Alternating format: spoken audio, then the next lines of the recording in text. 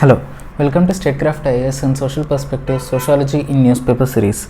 In this series, we shall discuss daily news articles in sociological perspective and revise relevant sociology related UPSC mains concepts with the help of a newspaper on daily basis. In today's video, we have an article in the main page saying 5 from Tamil Nadu held in Mysuru rape case. One of them is a murder accused. Now these rape cases and murder cases, if viewed in the lens of society or sociology, through the lens of sociology, what we can observe is that the offenders, they exhibit some kind of deviance from social norms, because these rape and murder are not accepted by the society and they are not actually the social norm also. They go against the social norms. Now why this article has been attracted, or this particular incident attracted the higher rank official like DGP responding about it, and why it is reported in the main page like rape and murder case? Because in social perspective, if you see, this is such a crime that has attracted the awe of the people. It surprised people. Now Durkheim says people get shocked. We think that people get shocked because of crime, because it is crime, but no. This is usual notion. People get shocked because it is crime. This is usual notion, but what Durkheim said is no. It is crime because people get shocked.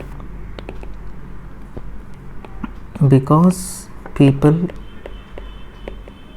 get shocked. Now we call such kind of activities as crimes which shock the people, which means which shocks the collective conscience of the people. As this collective consciousness is disturbed, people react heavily to such incidents, and that reaction imposes punishment upon the people. This collective consciousness is what drives solidarity in the society, according to Durkheim. Now if we look into it in Talcott Parsons' perspective, now this kind of activities like rape and murder are committed by some offenders involves motivational orientation and value orientation. That means there is a definite pattern which takes place in their behavior, and also it is a kind of deviance in R.K. Merton's perspective, deviance from social norms, as we have already said. Now R.K. Merton said in his Conformity and Deviance, there are cultural goals and there are institutional means. Now when there lies unequal emphasis between these two, that means if we lay more emphasis on cultural goals rather than means, or if we lay more emphasis on institutional means rather than cultural goals, then that gives rise to a situation called state anomy. Now this particular state anomy attracts different kinds of reactions from the people. There are 5 possible responses to this kind of state anomy according to R.K. Merton. One kind is conformity. That means those kind of people lay equal emphasis to goals and means even under the situation of state anomy. Other one is innovative. Now this kind of people lays more emphasis on goals rather than means. That means they give up their means, that is institutional means. This is such kind of situation. They have given up the cultural norms. Other kind is ritualistic. Now this kind of people give up their goals but stick to their institutional means even when they know that those kind of institutional means do not take them to their intended goals. The kind of people are retreatists. Now this kind of people give up both goals and means, and they retreat from the society. They abandon the society and they go away from it. They do not accept the social norms, etc. Now we have seen many individuals living in living relationships, abandoning their families, their relatives, everyone, and not bothering about their feelings and their opinions. Now we are not judging them completely, but what they are doing in social perspectives, they are kind of retreating from the society and social values and norms, and they are living their own lives. They have given up their cultural goals and institutional means also. Now that kind of people can be called as retreatists. Now other kind of people are rebellions. These kind of people also give up both goals and means, but they have alternative society and alternative social order in their mind.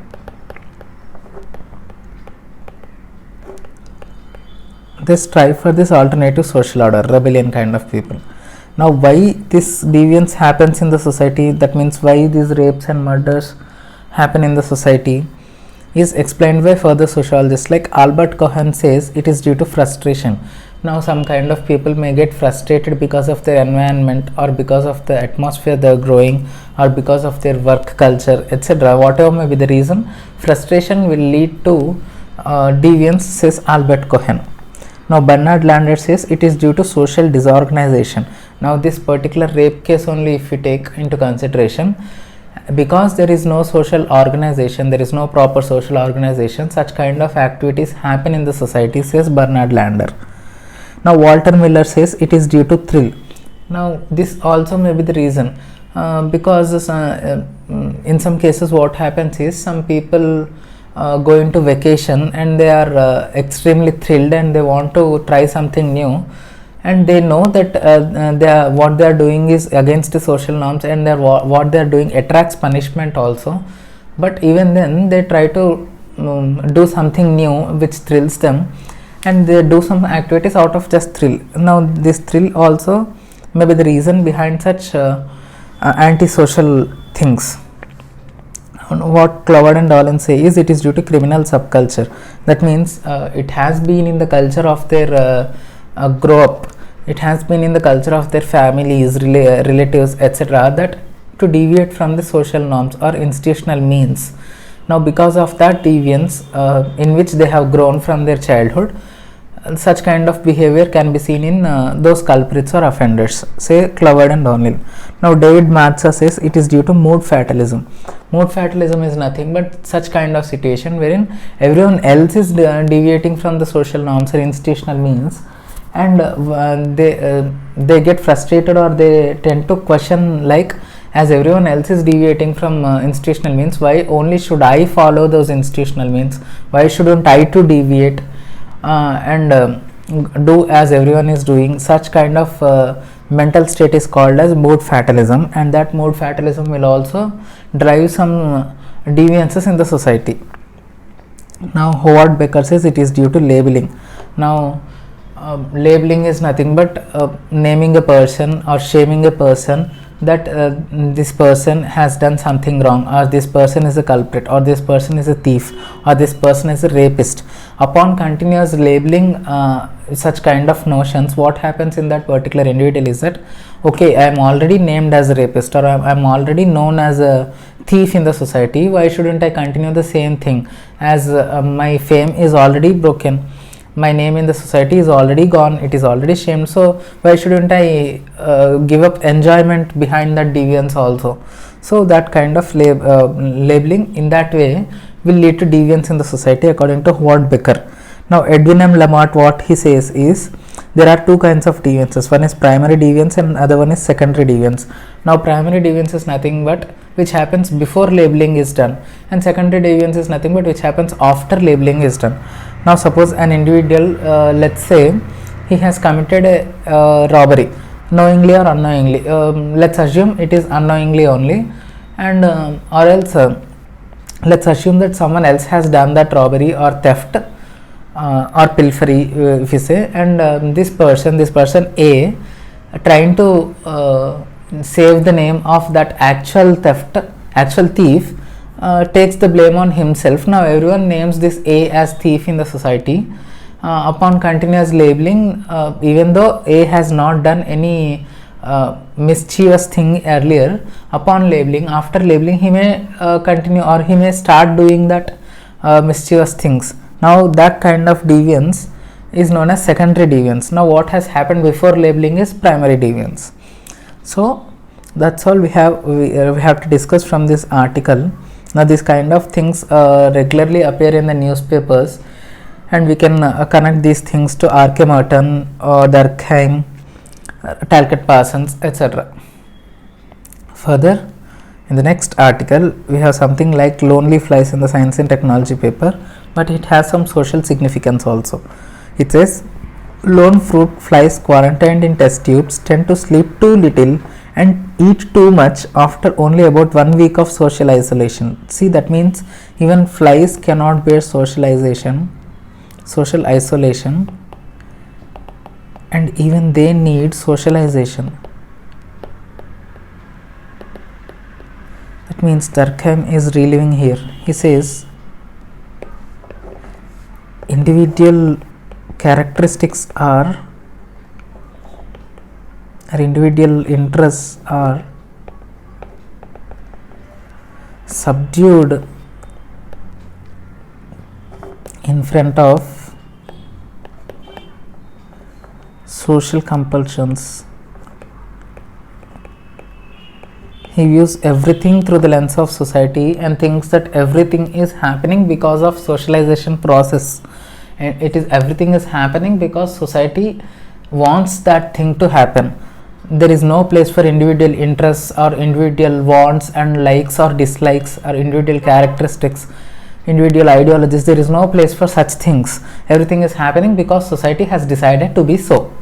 That's what Durkheim has said. And here also, lonely flies, that means these flies are not able to cope up with their daily routine, and they are tending to sleep too little and eat too much after only 1 week of socialization. That means they too want socialization to happen.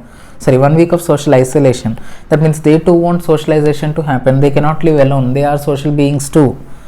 The findings, which describe chronic separation, how chronic separation from the group leads to change in gene expression, neural activity and behavior in flies, provide one of the first robust animal models for studying the body's biological relation to loneliness. See, body's biological relation to loneliness. That means this socialization or lack of socialization not only affects mental behavior, personal behavior of the individual, it also affects body's biology. It also affects body's metabolism. This is the reason why Talcott Parsons has linked society to organism. If you remember, he has divided society into 4 systems initially: organismic system, personality system, cultural system and social system. Later, upon heavy criticism of drawing parallels between organisms and society, he withdrew organismic system in his later writings. However, he initially tried to link society to the human body or organism. So that draws significance in this particular article, that even flies cannot bear socialization, even they too need socialization, as Durkheim has said. Now that's all we have for today. If you like the content, please like, share and subscribe to Statecraft IS. Thank you for listening. Have a nice day.